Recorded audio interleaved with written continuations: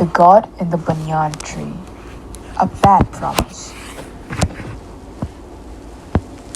In the past, and even in some places today, people have had superstitions. One such is that a large or unusual tree is inhabited by a tree god, or some kind of spirit. People think that they can make a promise to this tree god, so he will help them in some way. When they think the god has helped them, then they must keep their promise. Once upon a time, in the city of Kasi in northern India, a man came upon a large banyan tree. He immediately thought there must be a god living there. So he made a promise to this tree god that he would perform an animal sacrifice in return for a wish being granted. It just so happened that his wish was fulfilled, but whether by a god or a demon or by some other means, no one knows. The man was sure that the tree god had answered his prayer, so he wanted to keep his promise. Since it was a big wish, it called for a big sacrifice.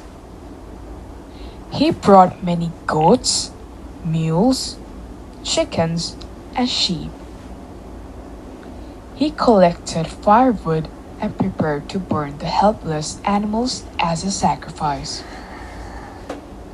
The spirit living in the banyan tree appeared and said, "Oh friend, you made a promise. You are now bound by that promise. You think you must keep the promise in order to be released from the bondage to it? But if you commit such terrible, unwholesome acts, even though promised, the unpleasant results will put you in much greater bondage. For you will be forced to suffer those results in this life, and even by births in hell worlds. The way to release yourself into future deliverance is to give up unwholesome actions, no matter what.